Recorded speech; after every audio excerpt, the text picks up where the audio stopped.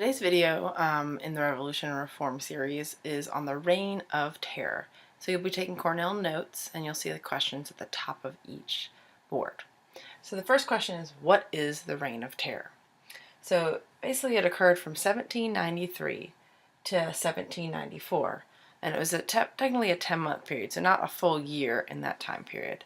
And it occurred right after Louis XVI was executed. And it happened because, one, there was no government, so they had to set up some type of government. But also it was a reaction of thousands of it was a reaction where thousands of anti-revolutionaries were put to death by a guillotine. And so the guillotine is a machine that was created as a tool of equal justice. And it's simply a machine that would have a large razor or blade start at the top, put your head in the bottom, and the razor would cut off the head. Okay, so the Reign of Terror, they said the ends justified the means. So cutting people's heads off and killing these anti-revolutionaries would justify what they were doing. So the next question is, why did the Reign of Terror occur? So why chop off all these heads? And it was actually, some believe, up to 45,000 people that were killed by the guillotine, or some were just drowned, because that would be faster than cutting everyone's head off. So why did it occur? So first of all, France needed an emergency government. Louis XVI had been killed by the guillotine, and they needed a new government. So they had to set up some type of government, and this came in with the Committee of Public Safety. So there's a threat of war, and again, the king had just been executed. So with these two things, they needed some emergency government. They didn't have time for an election, so they created this Committee of Public Safety. And it was supposed to help the revolution continue. So by cracking down on anti-revolutionaries, they were hoping to keep this revolutionary spirit that started with the French Revolution continuing to go. So who led the Reign of Terror? So this was led by the Jacobins, which are radical revolutionaries, meaning that they have a tendency to do things that are a little more extreme than the average revolutionary. They took control of the National Convention, which we talked about, the National Assembly with the tennis court oaths. The National Convention is going to kind of be what leads the government at this time. And they created, as I said before, the Committee of Public Safety.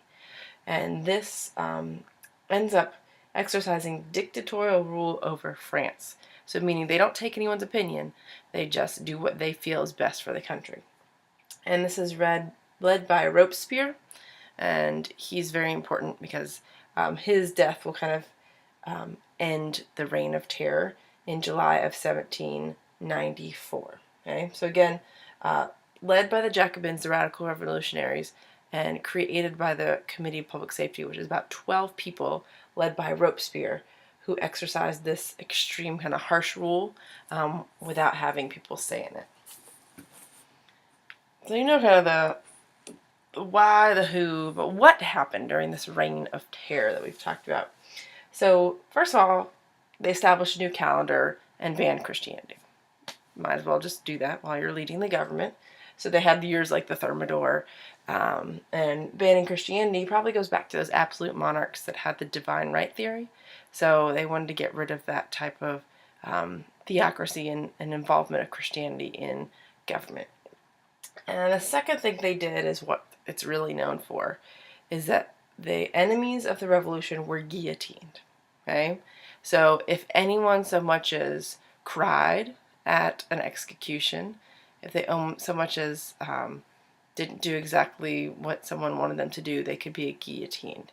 People as young as 18 years old were guillotined just for doing some simple anti-revolutionary things, or things that you wouldn't think were anti-revolutionary, but they were. And we'll talk more about those stories in class.